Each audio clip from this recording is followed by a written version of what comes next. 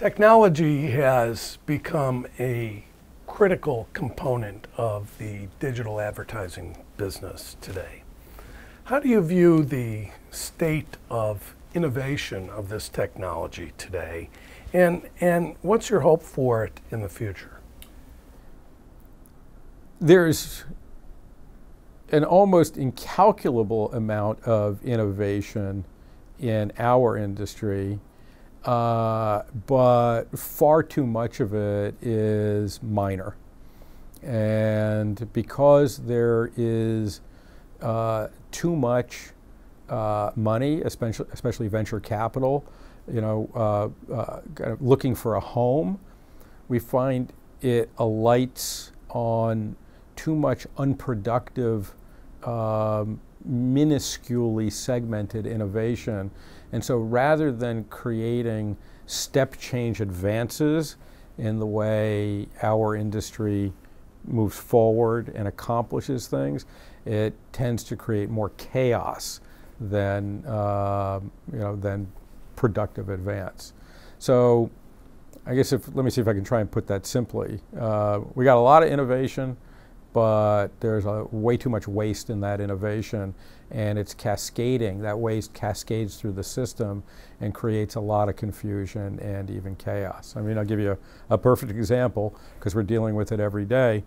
The industry as a whole, through a very well-run, structured and well-structured process led by the IAB, the 4As, and the ANA, agreed to change the currency in digital media and advertising to the viewable impression from the served impression. This is based on just a remarkably good consulting job, led by Bain, and we had teams of about 90 people from across agencies and publishers and marketers saying, not only is this a good idea, it's a necessary idea, because you can't, without it, you could never make digital advertising comparable or plannable with other media. We would always remain kind of a direct response ghetto. So we've been doing it. It's hard technically, it's hard in terms of process. But we're now towards the end game of making that happen. But one of the things that's really been a stumbling block is I believe right now, 17 accredited viewability vendors in the field, and many more, at least a dozen more, in the pipeline to be accredited by the MRC.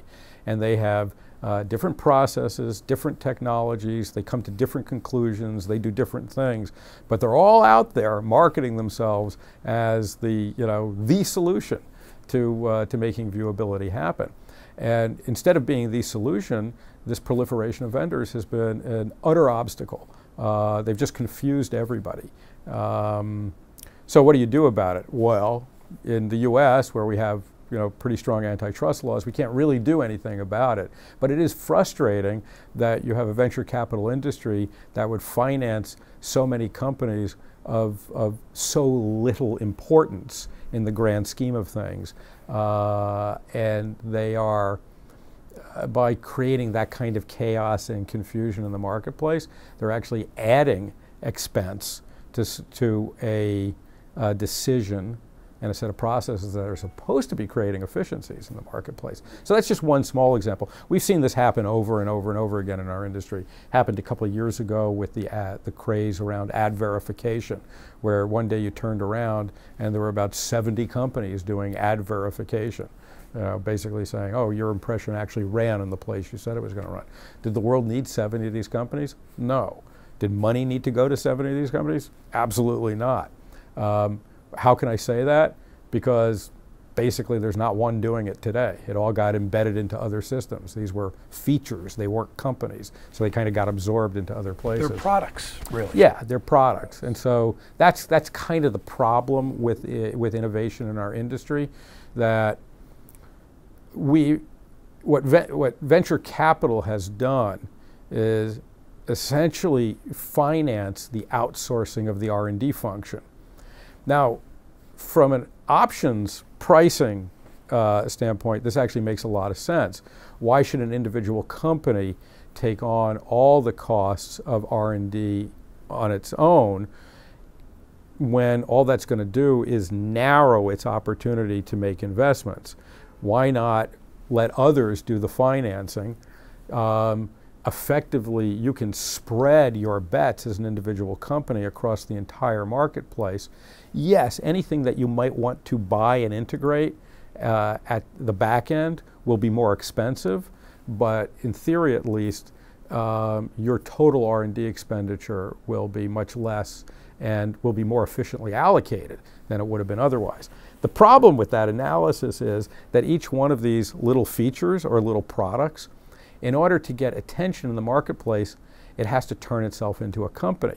So a lot of the money that they get from the VCs is, instead of just being invested in research and development, a lot of it goes into hiring salespeople. A lot of it goes into hiring marketing and PR people. A lot of it goes into hiring HR people, and a lot of it goes into paying for real estate. That's all good from a total employment basis, but if you look from the vantage point of our industry, that's a lot of redundant expenditure on unnecessary functions outside of R&D. So, and of course, we need talented people so that it is a nice pool for those people. But frankly, a lot of these companies aren't going to be around in 3 or 4 years. Right. So it's a mixed bag. It's a mixed bag. It creates opportunity. It creates jobs. I mean, I'm never going to complain about anything that creates jobs, but it also creates a lot of inefficiency and a lot of unproductive investment that would be better allocated elsewhere. Right.